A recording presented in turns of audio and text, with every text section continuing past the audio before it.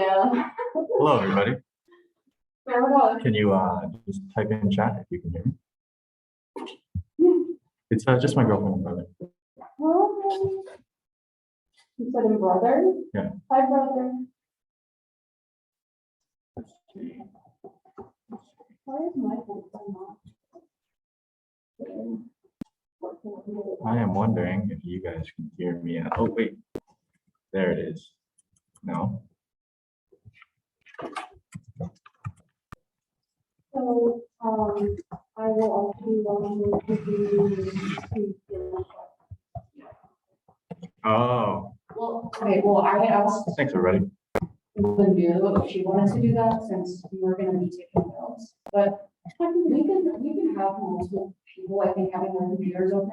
I guess we'll just have to see if that creates any types of that perfect, like interference situations, as long as we have 1% having their speaker all the way up and everyone else having their speakers all the way down, I don't think it should be a problem. And I already mentioned this to Tim, but I think my plan for like making sure that there's not a lot of issues with the Zoom is just when you speak out, just to say like, oh, hey, this is Gracie speaking, and just to speak up, just so that everyone, because I think we're only gonna have one microphone. Yeah, that otherwise we don't really get feedback. Okay. Yeah. You should be able to unmute yourself It's just a now. matter of people Let's being check. here, especially with us having our masks on. But I think we're And then the other all thing I was sorted out. thinking is we mentioned to people on Zoom, Good to see if they you want guys. to put comments in the chat, if they put the start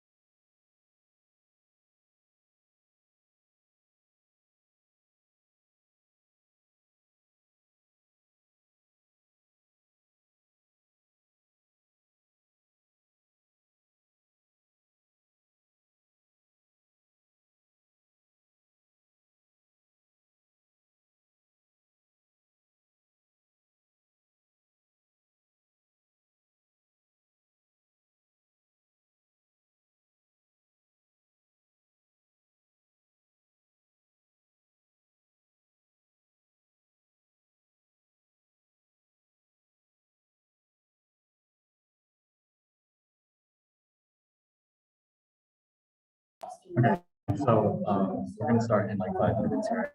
Thanks for coming in early. Appreciate you, Rich. Um,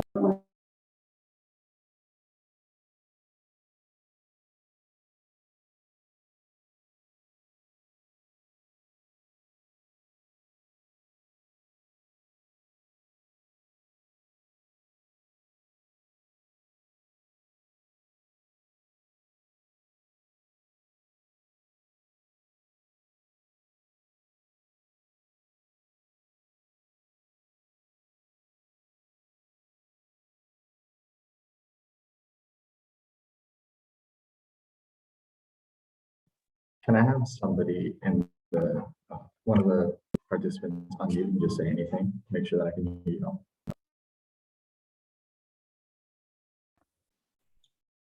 Can you hear me? I can. Good stuff. Thank you. Yeah, she's like, she likes something. She loves that.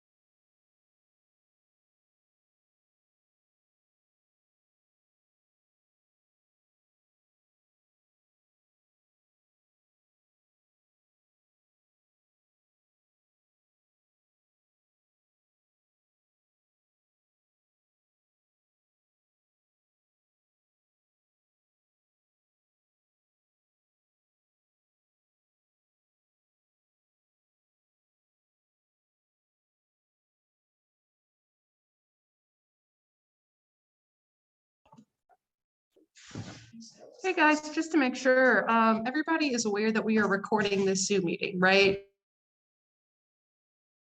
Just for your consent.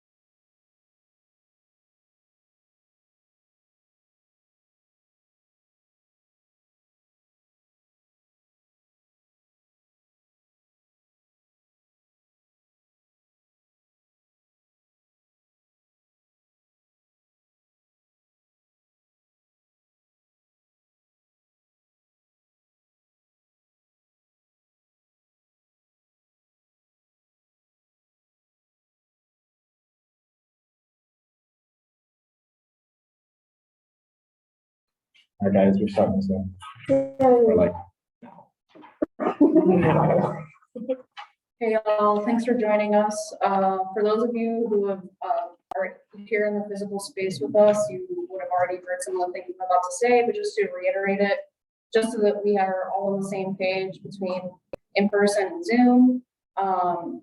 Some sort of guidelines that we're gonna try to follow as far as like connectivity and things of that nature. We're in the physical space, we're gonna do our best to like speak up and enunciate. If at any point you guys are having technical difficulties or you can't really hear us, just let us know in the chat or verbally, and we'll do our best to fix the situation. One thing that y'all can do to help us out is if you leave a chat, please, if you want us to read your chat out loud, put a star at the beginning of your message. That way we'll read it out loud for you. And then another thing to keep in mind is that we're going to be recording, and we don't really intend to like necessarily publish. We're not 100% sure, but we just kind of want to have like a record of, you know, what went down so that we can sort of create materials for people going forward. And when you speak out, whether in person or over Zoom, if you could just say, this is, you know, this is Penny speaking, so that everyone, whether or not you can see who's talking, you know who is speaking. Another thing that I want to start with is just a sort of a disclaimer that everyone here is here to learn, and everyone here is here to sort of teach themselves new things, gain new experiences and perspectives. So we're all going to begin this dialogue with the preface that we're all going to respect the fact that we may have differences of opinion, and that's okay. And we're just all going to express, you know, understanding and respect towards one another, regardless of any of that. Is that cool with everybody? Awesome. Okay, so the first thing that we can do is start by going around and saying our names, and you can feel free to share pronouns if you wish. I guess we'll start with the people that are in the physical space. So my name's Penny. I use she, her pronouns. oh, I'm Tim. Hello. I use he, him pronouns. Oh, I'm Jeff. I use he, his pronoun. I'm Gracie. I use she, her pronouns. I'm Lanu. I also use she, her pronouns. I'm Edwin. I use he, him pronoun. You're saying the same, say them pronouns.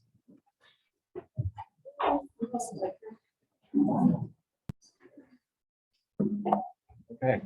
If anybody on Zoom wants to introduce themselves, particularly our friends and family, I'd appreciate it. You can type in chat or speak out loud. I'm Paula. I use she, her pronouns. Oh, no. Paula, you're so muted. I'm Mariah. Can you all hear me? Okay, I'm Mariah. I use she, her pronouns. Can anybody hear anybody on Zoom? They're all unmuted. Is yours speaker up? Yeah, I was able to hear some stuff before. There it is. Well, that's not a Gracie speaker. That was my laptop because I muted it. I am Hannah. I use she, her pronouns as well. Here, I'll just leave my speaker on. Yeah, we can just do that. We can have one that has a microphone and one that has a speaker. Ooh, goodness. Yeah, so Tim, you turn your speaker off and then we'll have Gracie's on, but your microphone will still work. My microphone is still on. I'm sorry, you guys. Speak. What? Maybe that won't work. Is your microphone Gracie? Okay, maybe we should have Tim and Gracie switch them. So that, because this microphone and speakers both working, you know what I'm saying? Yeah. So, Gracie, you can do the comments on this, and then. While we're working on that, would you mind introducing yourself and using your pronouns? Sure. I'm Jenny. I use she, her pronouns. Nice to meet you. I'm Layla. I use she, her pronouns. So, yeah, why don't you just, if for whatever reason, Tim, either drop in and then, I mean, I don't want, it wouldn't be good for you to drop out if you then.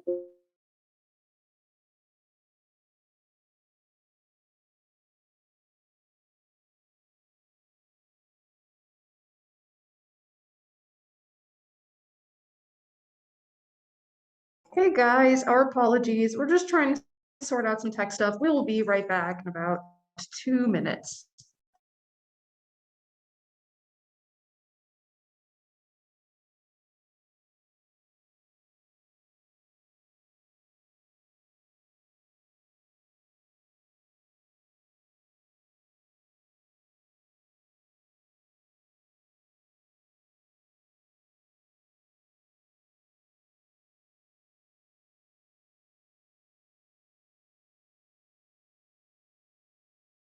Giving an error message for the whole program right now. But can we hear me now still?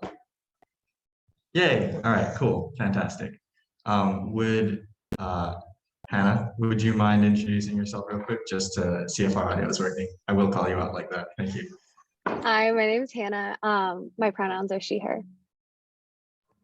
I'm Mariah. My pronouns are she, her.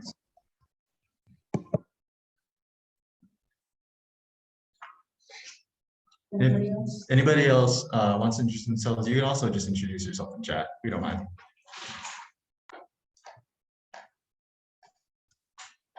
If you guys want to, you're welcome to like use your phones or computers if you want to, like looking on Zoom. Since a couple of other people came in, I'll just mention really quick that we're just gonna really have to try our best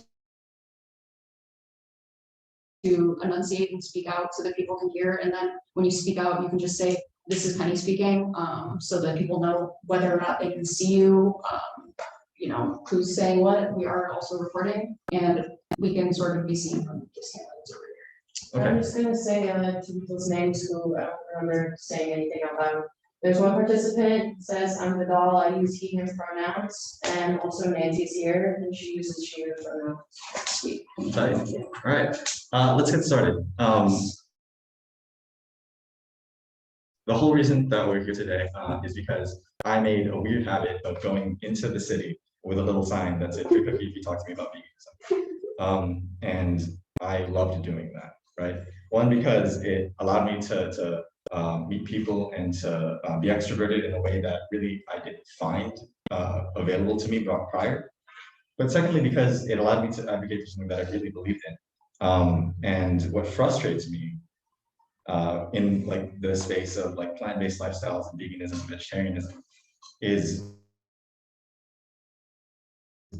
we have a really bad image, and that's not a knock on any of us, you know, that's just how we've been perceived. And my intent with this is to work on rhetoric and work on how we present our ideas so that you can talk to your friends and family and strangers probably about veganism, vegetarianism, and so that they can think for themselves and hopefully come to the conclusions that we have, right? Not to say obviously that all of our conclusions are great, whatever, but you know, that was very poorly phrased. Let's get into this.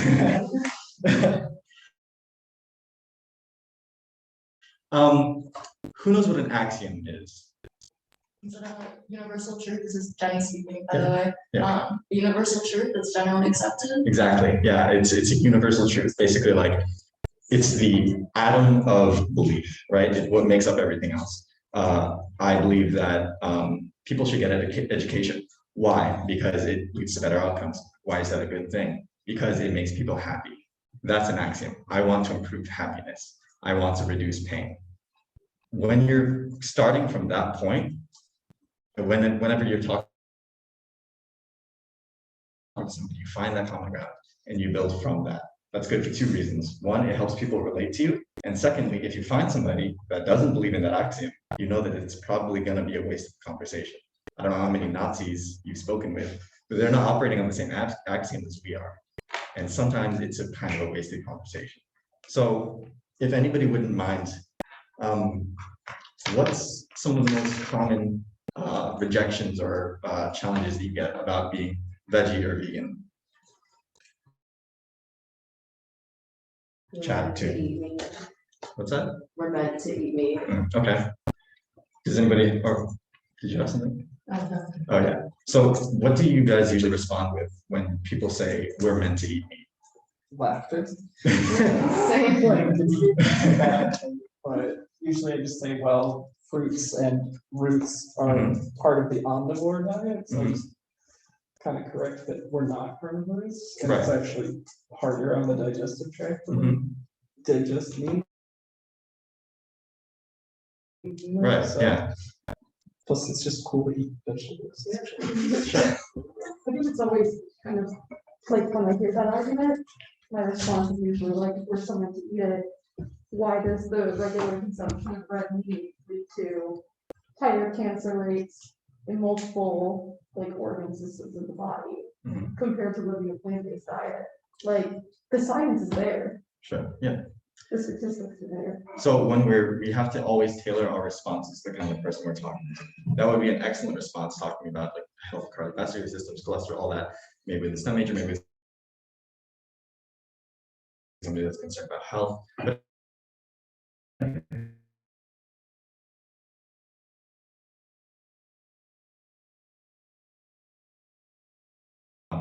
effective sort of use or phrase that I always say that when I'm talking to somebody, why are you vegan? I usually try to keep it as short and simple as possible because they probably don't want to get into it. And I don't want to come off as the preachy vegan, right? I am, but I don't want to come off that way. So what I always say is, I just don't want the idea of eating out.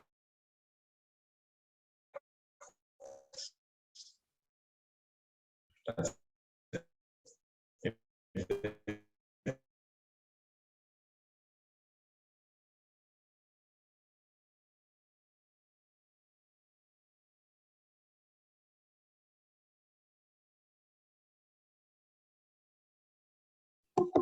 Hey, Lenu, if that's you, I think Gracie audio got dropped though.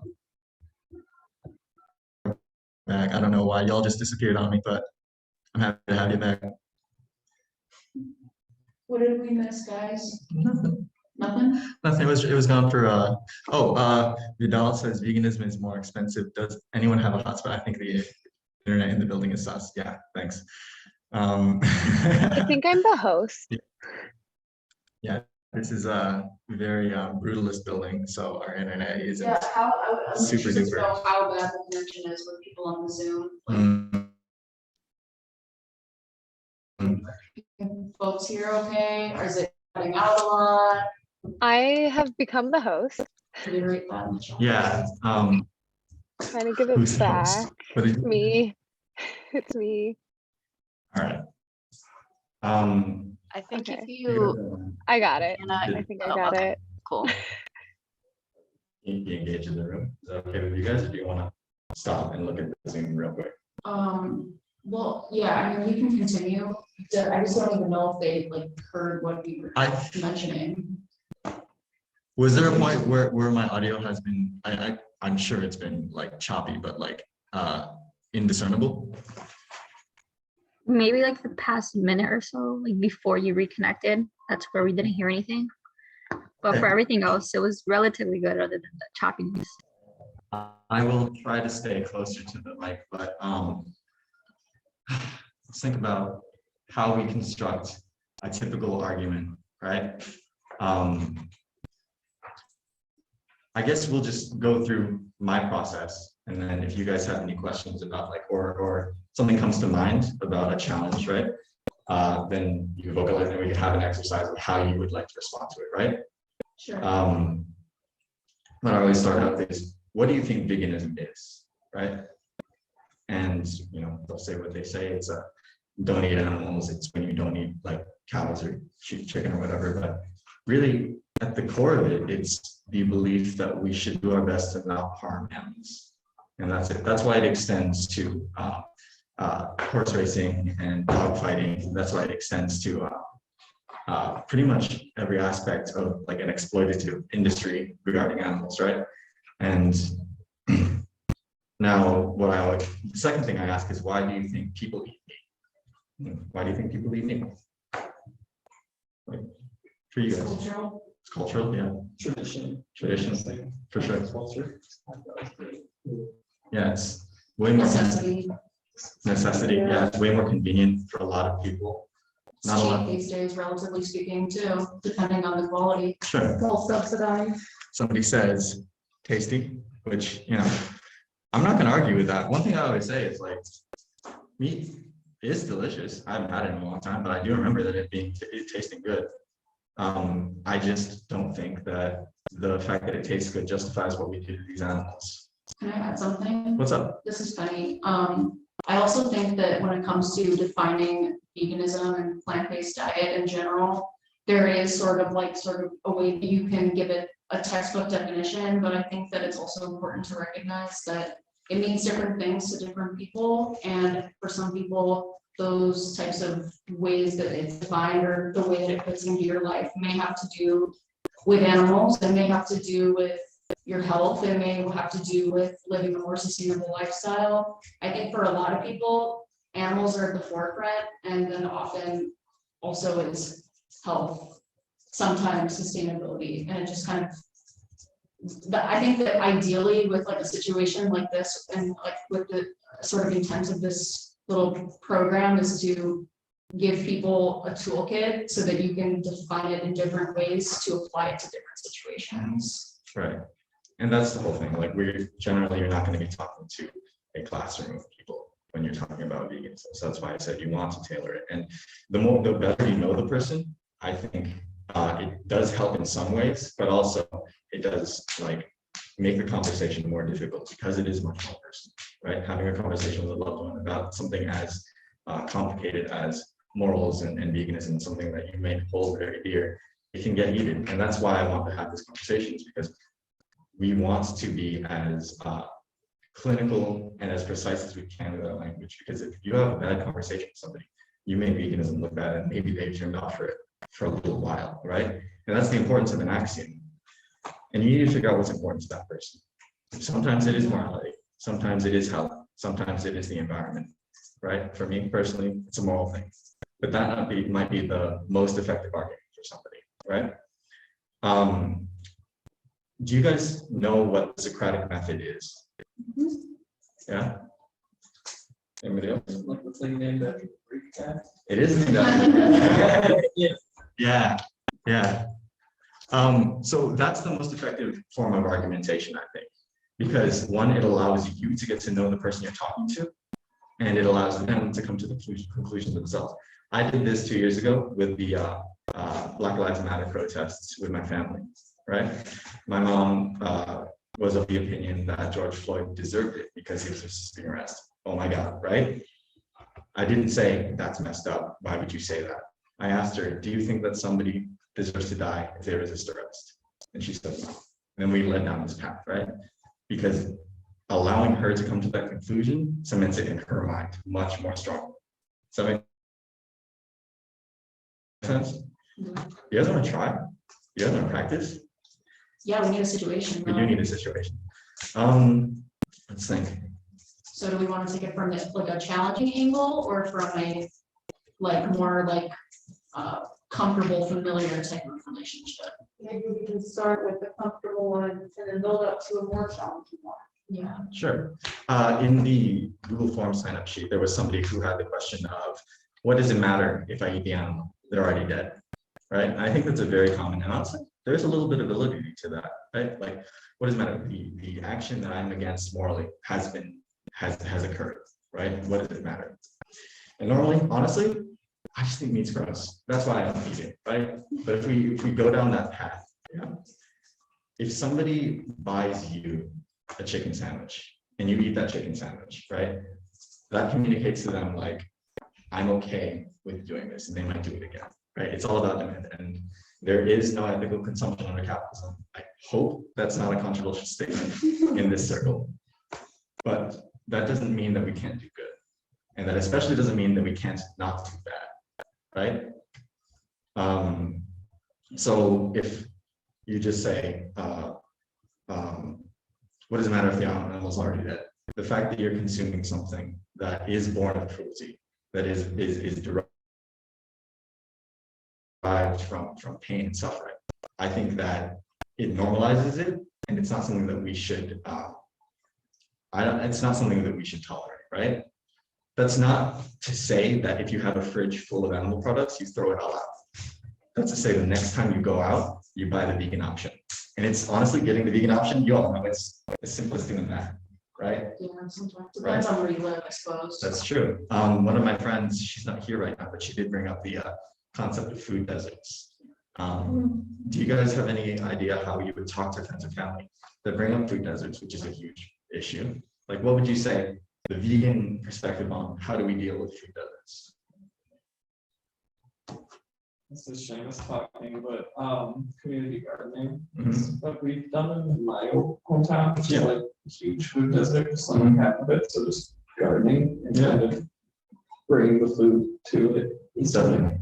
Once in. Yeah, they basically said, I don't know if you guys heard, but community gardening, bringing those programs to those communities could definitely help. Normally, what I say to that challenge is, I agree that food deserts are definitely an issue, and my stance is and has always will be, if you can make a vegan choice, then you should. Sometimes you don't have that. I've got family in the Philippines, I've got friends in India, and they live with livestock and they need those animals so that they can survive. I'm not gonna call them up on WhatsApp or whatever. You're like, actually, you guys need to stop doing that. I don't have the right to. Yeah, it's all about necessity. Fortunately, most of us here in Chicago, most of us are here in the States. We have that accessibility. And if you don't, please talk to me about it. We can try to brainstorm stuff that can make it easier. But yeah, as far as I also offer a couple of additional things on Sure. food access. This is Penny. So I think another thing in terms of, because I can even tell, like when I'm in the home in the suburbs versus being in the city, the range of options are completely different. And also say here versus, somewhere that is not the center of the city is going to be a different situation too. So I think that it's really about being resourceful in terms of what you can get and where and how much you have to pay for it.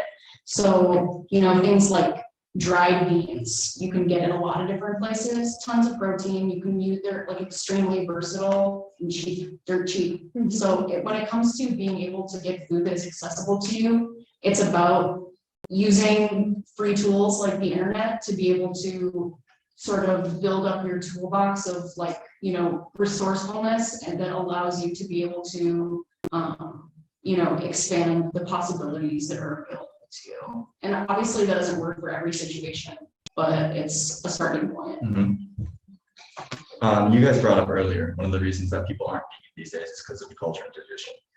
There's two facets to that. There's one where like people are just raising meat and it's normalized, and that's the easier one to challenge, right? The second one is, it really is my culture. What am I going to do without barbacoa? What am I going to do without like adobo, right?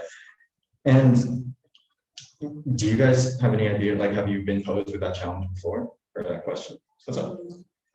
Yes, but also I think there's the added layer for, I don't know if anyone else has experienced this with members of their culture, especially older generations, but there's a element of guilt where it's like, we grow up eating dirt and bark. Meat is a luxury. We cannot, afford to, I guess, like,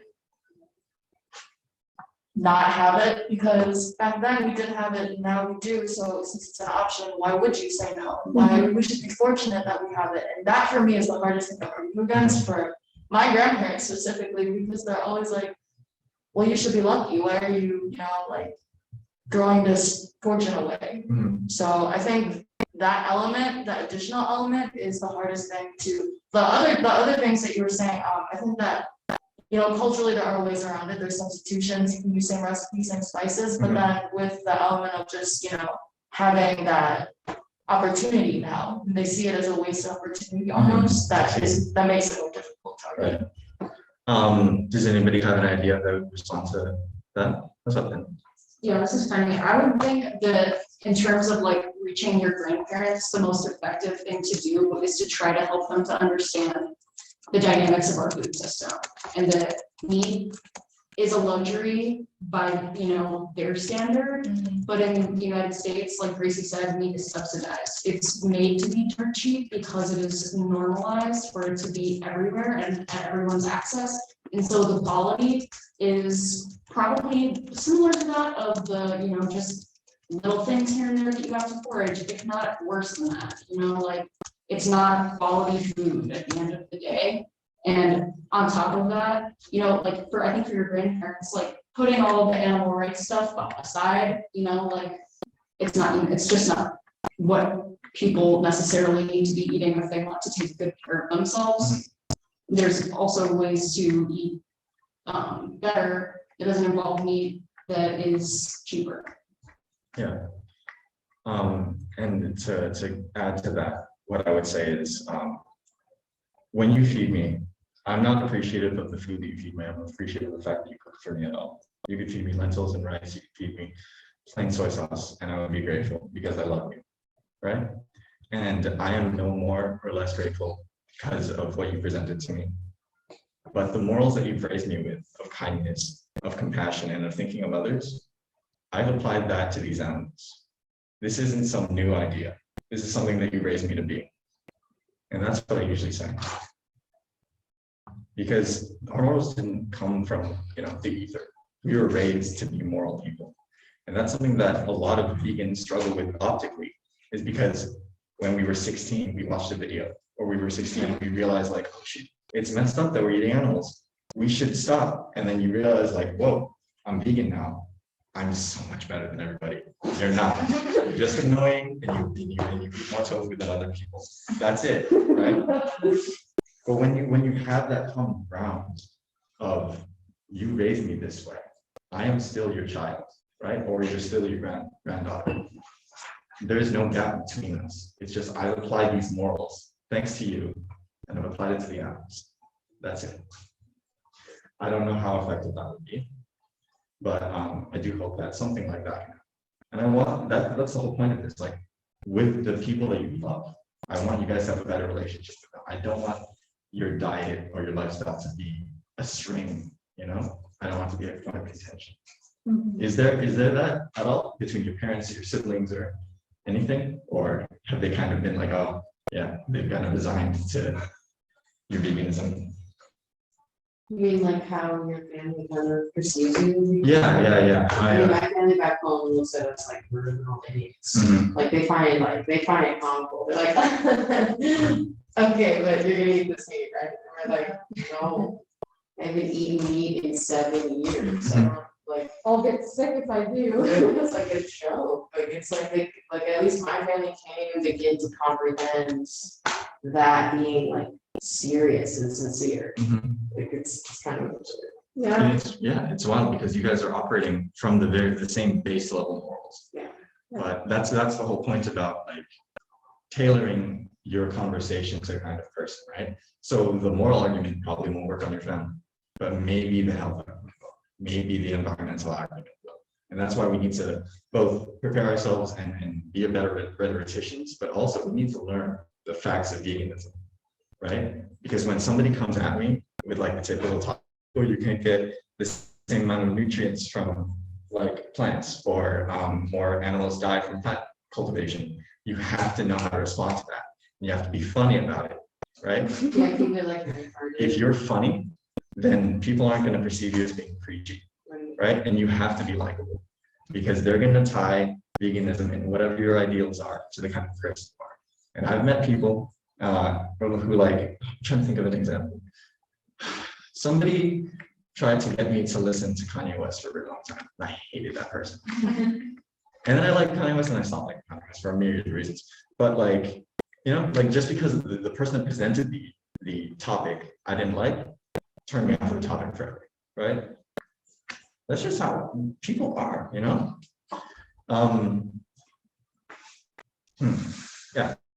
Can I make a comment about like sort of a takeaway that I have from people talking about their experiences of communicating with family that are sort of like from a first generation background? I think that like it's important to have the perspective when like trying to get through to family members. It's like we exist within a culture and a reality where we have options because we have a certain level of privilege living in this country. And so when you have the options and you have the means to see what different types of foodways are out there, you have the privilege to say, okay, I want to live this type of diet and this type of lifestyle, where that's not really like in the sphere of anyone's reality in other parts of the world. Sure. What I would say to that is every situation has probably most ideal outcome. And for the most part, you'll be talking to people in a similar situation as you, being a student or just a person living in Chicago, right? I do know that Tony's and Aldi and a bunch of like little Mexican restaurants, or not restaurants, grocery stores on the west side, they have loads of vegan options for you. They're not going to have like tofu, probably, right? Look at beans and lentils and bolillos and all that. Like, yeah, exactly. You get soya. Wait, hang on. I want to, we got a rephrased question in the chat. Let me think. What's the question? It's, I'm Says- gonna read it out loud. A Okay. lot of cheap vegan products feel like they replace animal byproducts with corn syrup, and it feels like I'm giving up the taste for the sake of this huge problem that I won't fix on my own. I feel like a lot of cheap vegan products replace animal byproduct with corn syrup. Oh, same thing. Okay. Yeah, so health when it comes to alternatives, I think is sort of the direction people want. Yeah, sure. I'll try my best to answer that question. If I don't answer it, just let me know. You can be unhealthy and vegan. It's very easy to be unhealthy and vegan. Like, With everything that's available now. exactly. I think that's a testament to how far we've come, right? But yeah, being vegan isn't. If somebody's gonna point out like a possible burger's got like 500 different ingredients, right? And at the end of the day, fruits and vegetables are full of sugar, Sure. you Yeah. know, But like, good, better sugars, but Sugar. yeah. So don't buy that. Eating a whole foods plant-based diet has been proven to be effective and healthy for people from every single walk of life. This is an Oxford study. It's a meta-analysis of I think 45 different studies over the course of 10 years, right? So what they found is that you can be healthy as long as you are eating a whole food plant-based diet, right? That's the qualifier. So obviously you can be healthy eating animals, right? But we don't want that because that comes with the cost of killing animals, right?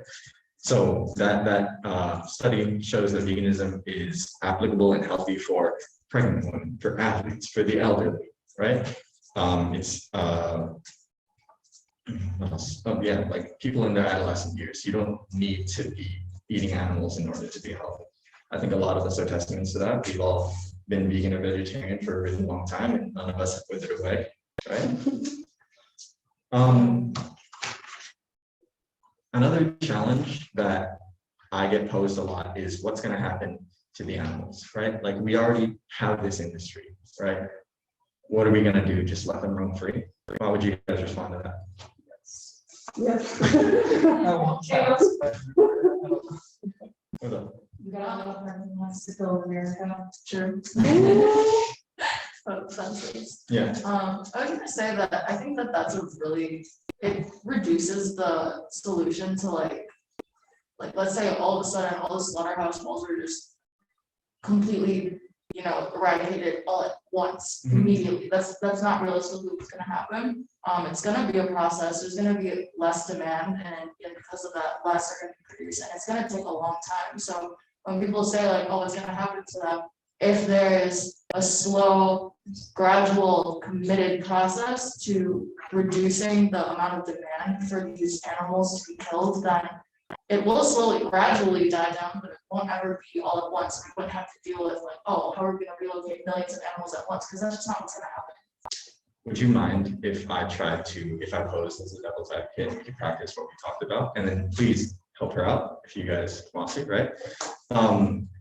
Yeah, so you said that is unlikely, right? But what about the farmers, right? Like, don't they deserve a livelihood? Don't they deserve to live well? That is true, but and at least what I know, feel free to correct me if this is wrong, but a lot of the people who are employed by slaughterhouses, I believe, are usually people that have nowhere else to get jobs. So this problem here reveals not only an issue with, you know, the aspect of animal cruelty that comes with, you know, the slaughterhouse work, just the amount of things the type of things they have to do, but also just a lack of options for people to get, you know, jobs. So that's another problem that runs parallel to the problem that we're talking about, shutting down slaughterhouses, finding people better jobs, which arguably will benefit all of society, not just this one aspect of society, you know, meat eating. Something to put in your holster when you bring that up is 50% of all slaughterhouse workers are immigrants, and a large portion of that they are undocumented. There was a program, I believe, in Minnesota where you were allowed to come from Yemen, you were allowed to immigrate with your family, but you had to work at the slaughterhouse. Right? Slaughterhouse workers are not bad guys. I hope that nobody here thinks that. They are exploited. They suffer from something called perpetuation-induced traumatic stress, which is sort of like PTSD, except you're the person that enacted the harm, right? They don't want to, you know, be on these like kill floors all day, right? And so if we created a demand for more plant-based life, right? Hopefully, one, our economic system would evolve so that they live better lives, and two, they would get out of that and be in a more, I guess, clean and better work environment, right? That's what we all hope to build. What's up? I think what you said is very astute, and I think like it's crucial, it's integral to understanding like what this industry is and what it is offering you, because at its core is fraught with corruption. And if you're eating what this industry is offering you for the purpose of sustaining yourself, it's important when understanding things like that, that they are not doing those things to feed you, they're doing those things to profit off you. What would you guys say when somebody says, yeah, you care about these animals, but what about the workers that are working the field? You know, they get paid 12 cents a day. They care about them too. Yeah, the conditions for the animals is, you know, it's like we're talking inhumane conditions for animals, and in the long term, extremely inhumane conditions for the people that are, you know, have no other choice but to work here as well. And like, It's a human rights violation. sorry, I was gonna say, and the people that like live around them too, right? Like, because they're getting a lot of pollution and stuff. Yeah. Have you guys ever been to a slaughterhouse? Yeah.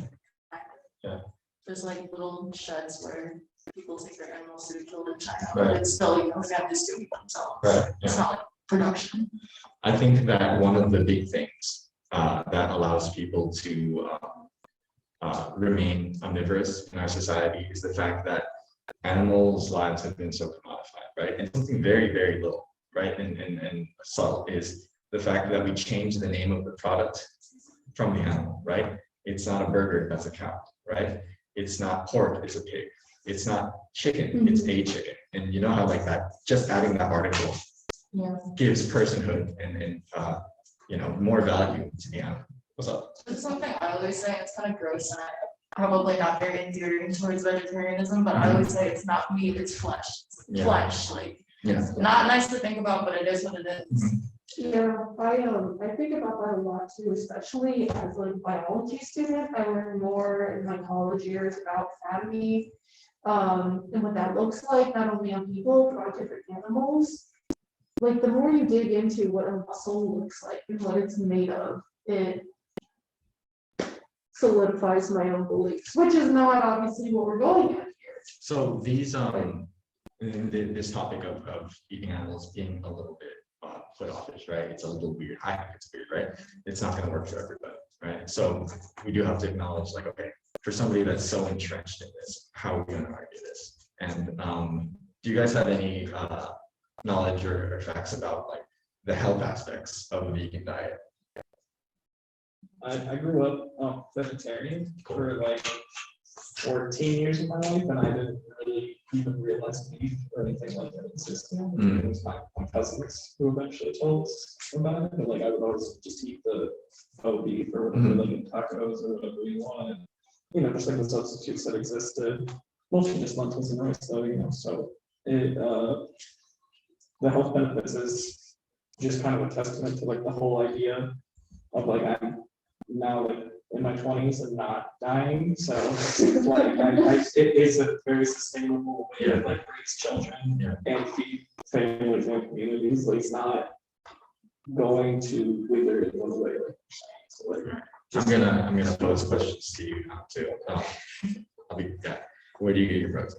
What am I gonna protein? Beans, usually, I'm trying to think of what other things I eat. I honestly don't even think about it anymore because I'm just like putting them together and I eat them constantly. Like mostly just like the common protein filled foods. Like I feel like most Let's break down the protein that. most vegetables give you everything you need essentially. Yeah. That would you'd get out of the meat. Guys, if you don't learn anything else from me, learn this. There is no vitamin or no nutrient that is found in animals that cannot be found in plants. The one thing that they will always bring up is B12, and that's if they're educated on it. B12 is not a hormone. It is produced by bacteria. The animals don't produce B12, right? You don't get B12 from animals. You get B12 from bacteria in soils and water. Because the food that they eat has been filtered and sterilized and whatever, and the water has been filtered and sterilized, nobody gets it. The animals are given B12 supplements, and we're getting the B12 from the animal. That's it. We're just taking, exactly. Yeah, it's all trophic levels. Guys. It's truly so easy to get protein. There's other vitamins that I think, depending on your body and your, genetics, I think it depends. The types of things you really need to be focusing on for yourself, but I think that that's a really, really, really big topic that people are always like, well, you're protein deficient. How do you get your protein? But I don't. Well, where do you think animals get it? But I don't want to think about what I don't want to think about what I eat. I just want to go to McDonald's and get my burger and know that I got what I get, like what I need to. Right. Why do you want to make my life more difficult? Because it'll make you feel better. Because long term it's better investment because if you're just buying cheap quality shit food, you're eventually going to start paying medical bills. Right. We don't even have universal health care in this country. And yet, the thing that I remember learning, I can't exactly cite my source, and I apologize for that, but is that most Americans who do like a regular omnivore diet are getting too much protein, which is detrimental to your health. It kind of goes hand in hand with how like excessive saturated fats are detrimental to your health. What's the number one cause of death in America? Heart disease. That's right. Yep. That's right.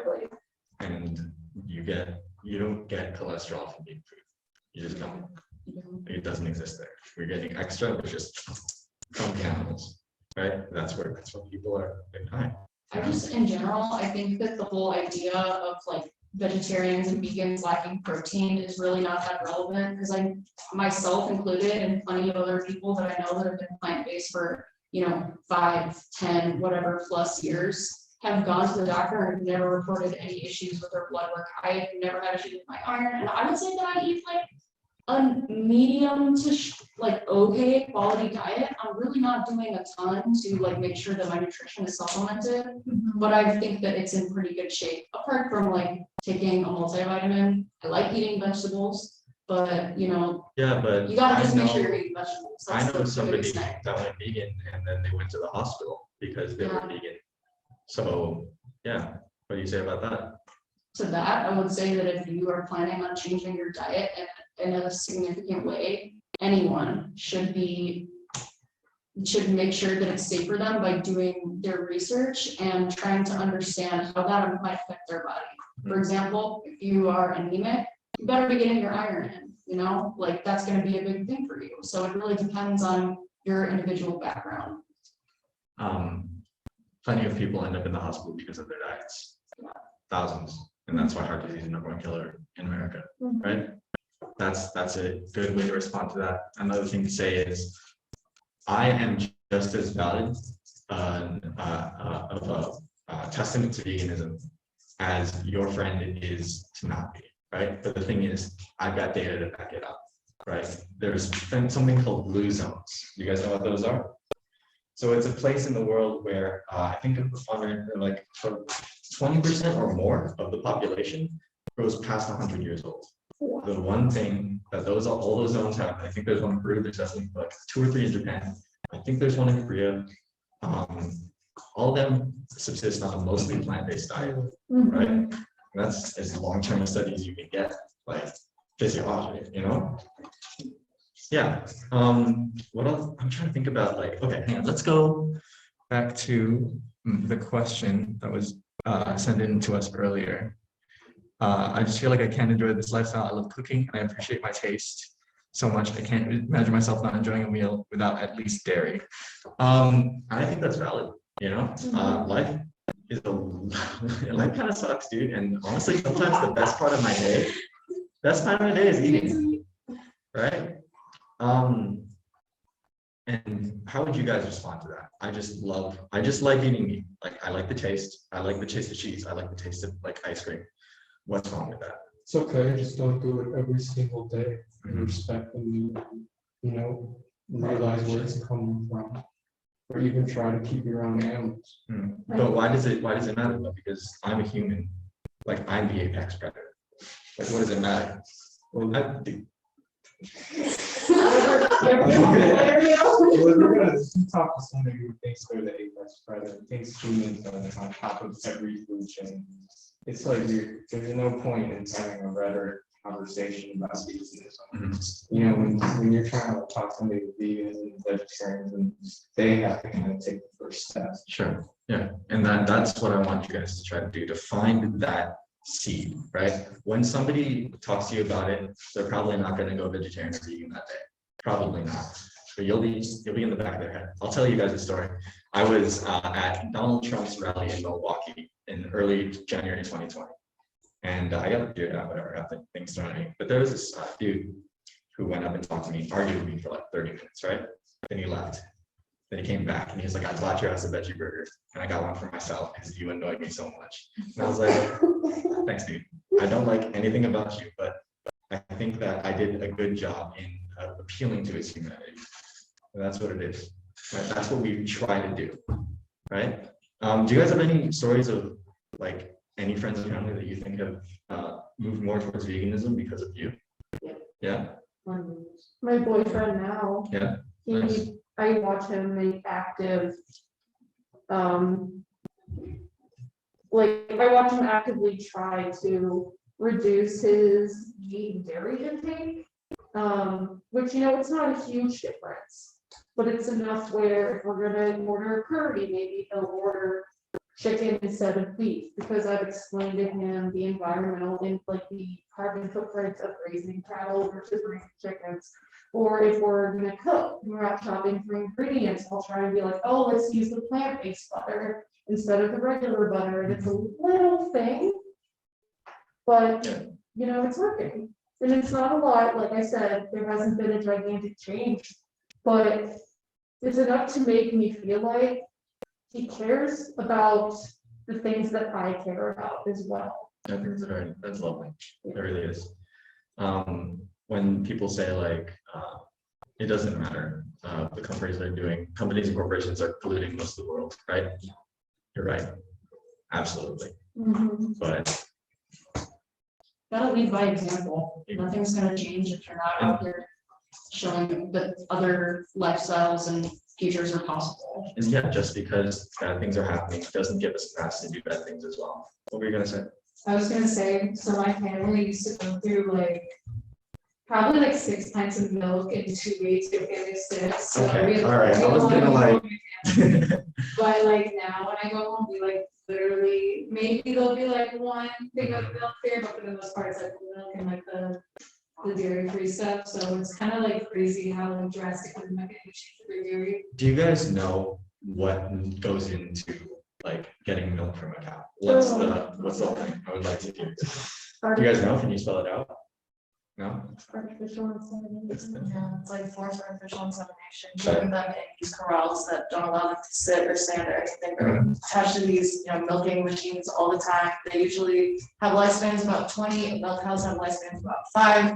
And by the time they are, you know, not useful anymore, their meat is so tough and so like just awful, and they just can't, they're so exhausted that you really can only grab them up to use for like hamburger meat. Right.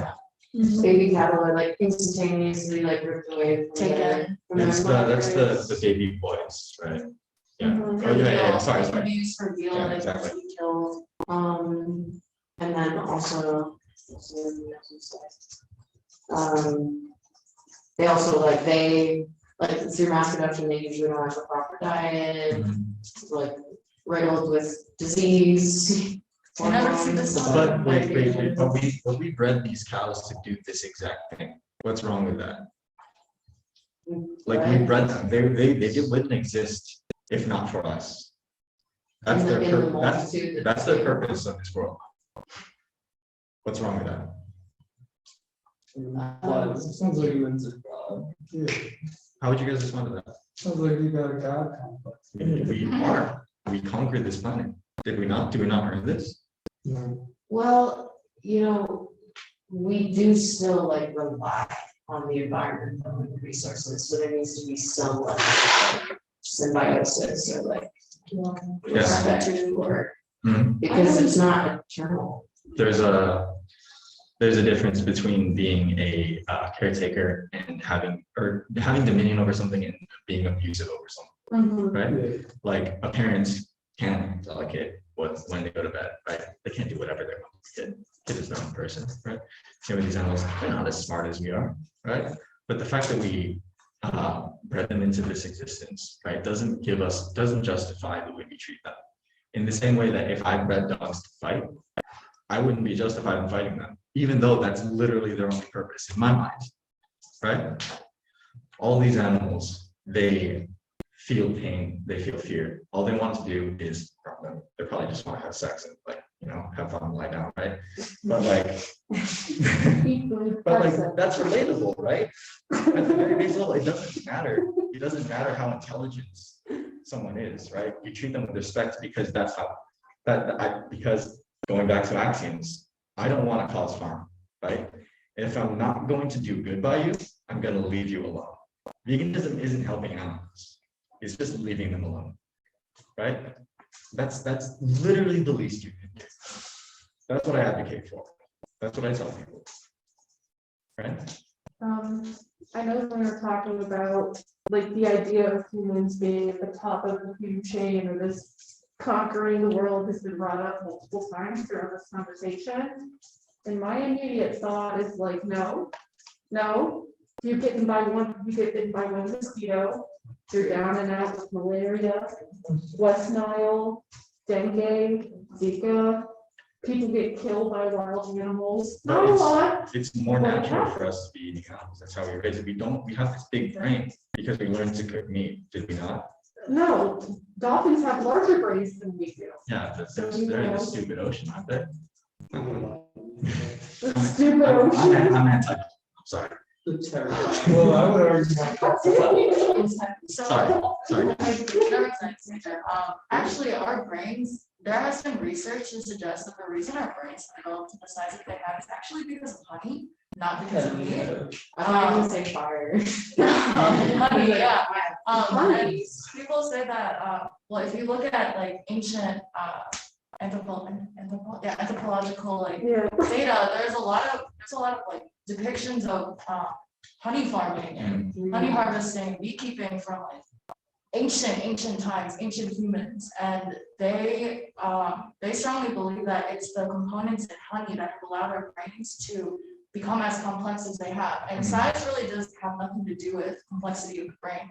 A bird's brain is actually one of the most complex nervous systems on the planet because of its density, of its the folds that matter. A smooth brain is a stupid brain, right? Which is why people say smooth brain is an insult, right? Mice have pretty much smooth brains. The more sulcuses you have in a brain, or sulci that you have in a brain, the more neuron surface area there is. So the more connections you can make, the smarter, more intelligent you are. So it really has nothing to do with size, and like it really has nothing to do with So.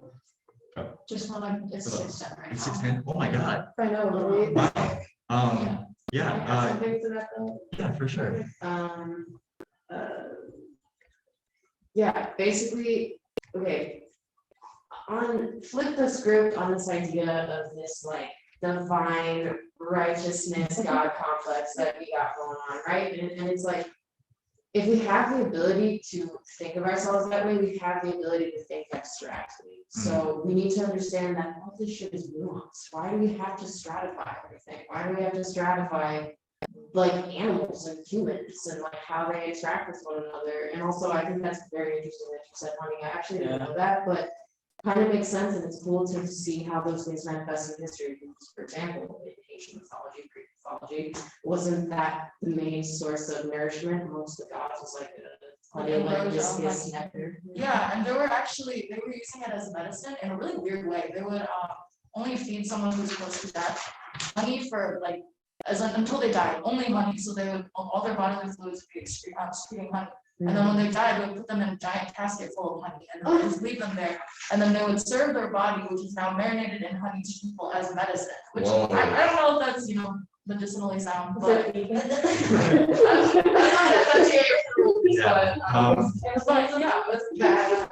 okay, so we have a couple of minutes left. If people want to continue to sort of trickle out, like I feel like we should. I'm in favor of talking about being able to reach people from the angle of sustainability, but I can, put that on the back burner and we can talk about it another time. If there's a topic that we haven't reached yet that other folks would like to talk about.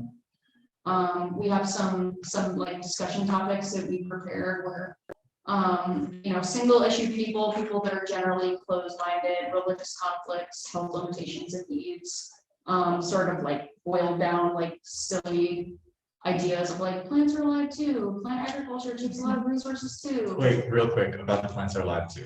Not true, but even if it were, more plants die or are cultivated and harvested to feed the animals. Trophic levels again, but just say that. Give them that point and then take it away from them. Like if we're talking environmentally, I'm going to reference the Oxford study again. I think that the number one, like the biggest little section in our carbon footprint pie chart is transportation, right? So we should definitely bike and take public transport as often as we can, right? But I think that what the study had found was the single most effective way to reduce your carbon footprint is by going to a plant-based diet. Because think about it, it's a much more feasible change, right? It's harder to get people to stop driving their car than it is for them to start eating like a veggie burger, right? Because they're essentially doing the same thing, but in a different way, right? And that's a choice that you make, hopefully, at least twice a day, not me, maybe once a day, and I'm working on that. But it's something that really is just a matter of making the more vegan decision, right? So people that I speak with, I don't expect, like I said, I don't expect them to walk away being vegan, but I say, when you are faced with a choice, you can always make the choice to be vegan, right? Whether that is going this way to buy the soy milk, or maybe that sucks, but like just ordering fries when your friends go out to the restaurant. Like sometimes it's more difficult. Sometimes you you aren't able to eat, right? But that depends on how you choose to manifest your lifestyle. Well, it's also like, I think that people get overwhelmed with the choice of it's all or nothing. It's not all or nothing. You can adopt certain aspects of plant-based lifestyle into your life and have goals to work towards, as you learn how to adopt it in your life and what types of strategies work for yourself. It's, it's not something that where you have to just this is no pun intended, go full turkey, just go straight into it. And I think also in terms of having that access, it's important to recognize that everyone comes from different backgrounds, like we talked about, family stuff, money stuff, location, culture, and everyone's journey to, doing better by animals, doing better by the planet and your own body is individual. And people need to follow the path that is right for them. In any form or fashion of that, you're doing a good thing. You're doing something that, again, is better for you, it's better for animals, it's better for the planet.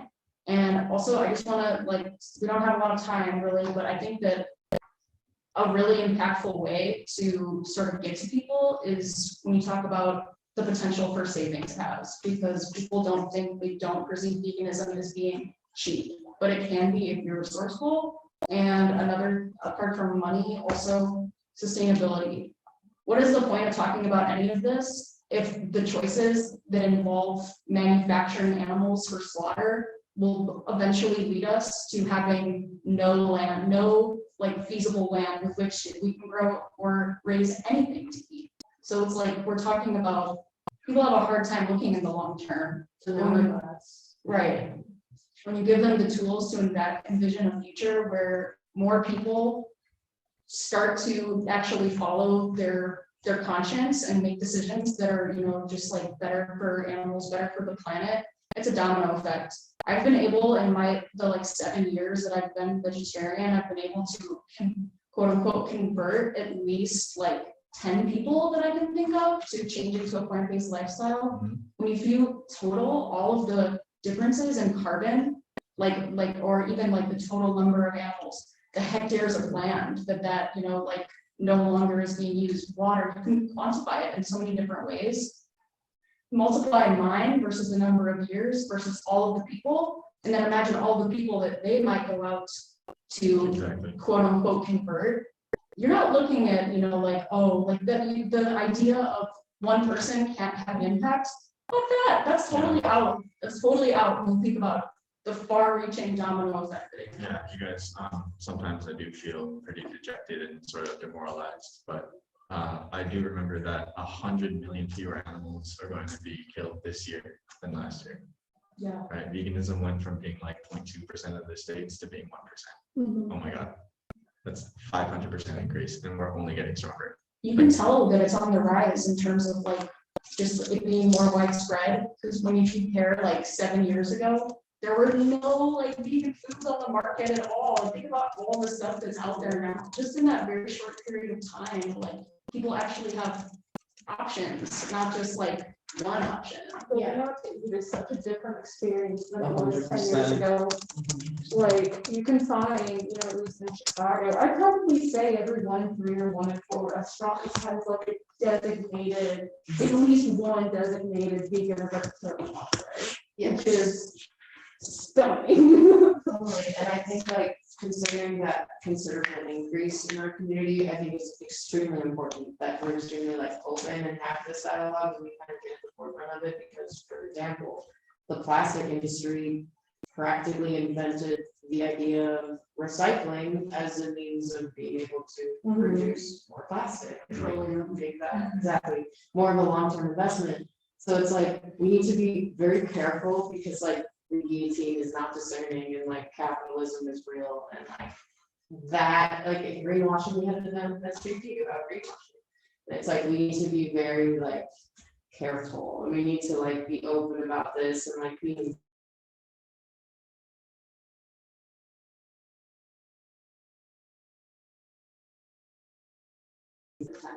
It's a fine line between eugenics and freaking food-based future. We talk to some people, they're like, oh yeah, we just gotta eat less so that we can like lower the population. I'm like, whoa, no, like, just not. It's not that simple. Yeah, like, oh my. So yeah, for sure. That's, I mean, I could go on, you know. Yeah. I don't know. Sure, we could all- I don't know if that's obvious, right? But the whole my goal is so that next time you have a conversation with a loved one, you feel better prepared, right? And remember, find the axioms, use the Socratic method, and then be as amicable and be fine. Because they're not gonna, if you don't take it seriously and you don't treat it like a like something that you are extremely passionate about, right? They're probably gonna be more open to listening to you, right? very smart. Yeah. That's what Yeah, I know. Does anybody on the Zoom who's still there have anything that they want to add, or anything that they just giving out space for a sec? I think we're good. Hannah did have a very insightful comment, which I read and I appreciate it. Oh, yeah. Yeah. So Hannah said, there's a huge intersection of ideas in being vegan, which is caring for the planet, caring for animals, and caring for yourself. Appealing to that morale can help when talking to people. And there's this interesting saying that I like, that's be imperfectly zero waste, be imperfectly vegan, be imperfectly sustainable, because small conscious changes are better than none at all. Yeah. That's my girlfriend. I love her so much. Yeah, I try to really like, try to have that, super with people. Your event is scheduled up until 6:15, so you guys can like wrap it up. Yeah. Yeah. Yeah, we're good. Thank you. Thank you. All right, let's roll out, y'all. Good luck, great job, guys. We are Thank out. you. Thank you so much to Olivia and Hannah for sticking by. Hi, Bobby. I love you guys. Be well. Yeah,